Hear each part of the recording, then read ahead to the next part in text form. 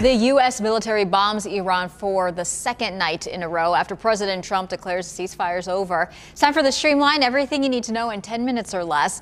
The latest rounds of strikes hit roughly 90 targets, an even larger attack than the night before. The U.S. is retaliating after Iran broke the ceasefire agreement when it attacked commercial ships in the Strait of Hormuz.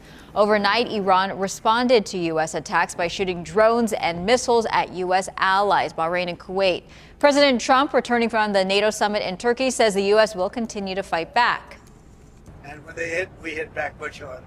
They have very little left, and they want to make a deal so badly. They called a little while ago. They want to make a deal so badly. I just don't know if they're worthy of making a deal. I don't know that they're going to honor the deal. That's the problem. Iran is now threatening to shut down the Strait of Hormuz. The president says he is #1 on Iran's kill list. The Secret Service urged him to fly home in the old Air Force One plane instead of a new one gifted by Qatar out of caution. Officials say there was no specific threat and chose the older plane for its security capabilities. And today we are seeing the price of oil rise slightly. As far as our gas prices here at home, the average price for a gallon of regular jumped 4 cents to $5.45 a gallon overnight. Nationally, it's a 5-cent jump to $3.85. It's now up to the jury to decide whether Larry Miliete will be convicted of killing his wife Maya 5.5 years ago, or if he will walk free. I was in court as the defense wrapped up its closing arguments. Larry's attorney said the state failed to prove their case and that they're just throwing spaghetti at the wall. They even questioned if she is actually dead. Maya's body has never been found. Prosecutors said Larry either murdered his wife or is the unluckiest person in the world. Jurors can consider everything from first-degree murder to lesser charges like involuntary manslaughter if they believe he accidentally poisoned her. Which means that Larry's maximum sentence, if only convicted of an involuntary manslaughter, would be 4 years in county jail, where he would only have to serve 50% of that ultimate sentence. Jurors deliberated for about an hour on Wednesday. They will return to the courthouse today. Once a verdict is in, ABC 10 News will send out an alert and update you online. The FBI is investigating the death of a Houston man shot and killed by an ICE agent. Homeland Security says Lorenzo Salgado Araujo was in the country illegally. They say during a targeted stop, he tried to run over agents and refused commands. HSI calls the shooting self-defense. They're treating it as an assault on law enforcement. Araujo's family, though, disputes that account. They say he's lived in the U.S. for 35 years and he was close to getting legal status. Araujo's son says he learned about the shooting from Facebook. The family wants an independent investigation, and now even the president of Mexico is considering legal measures over the shooting. Maine Senate race got a big shakeup overnight. Democratic candidate Graham Plattner is suspending his campaign. A former girlfriend has accused Plattner of sexual assault. Those allegations, on top of several other controversies, led party leaders to call for Plattner to drop out of the race. In a social media video, Plattner denies the claims and he blasts the Democratic Party for ending his campaign.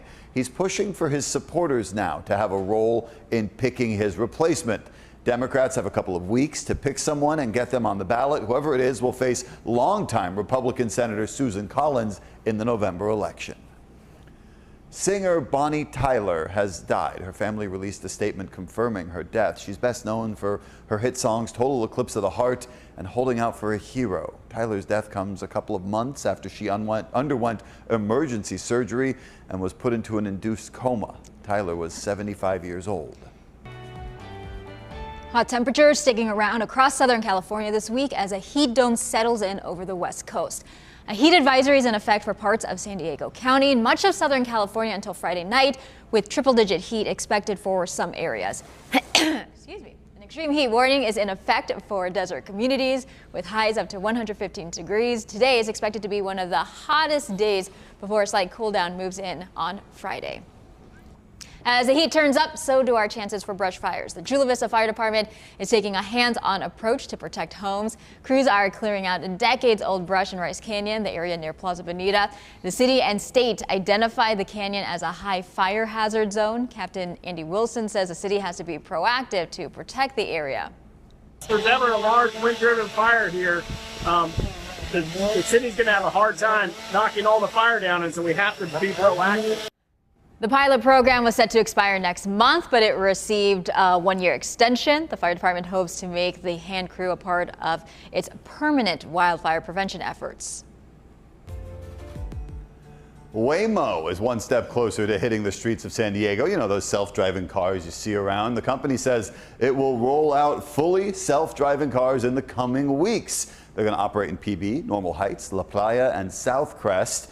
Rides, though, will only be available to Waymo employees at first. Service to the public doesn't begin until later this year. Some people are pushing back. The president of United Taxi Workers of San Diego has raised concerns about safety and job security for drivers. This is not fair competition, you know, it's a machine, you know, we're not going to get tired. So basically, for us, it's going to be very difficult for us.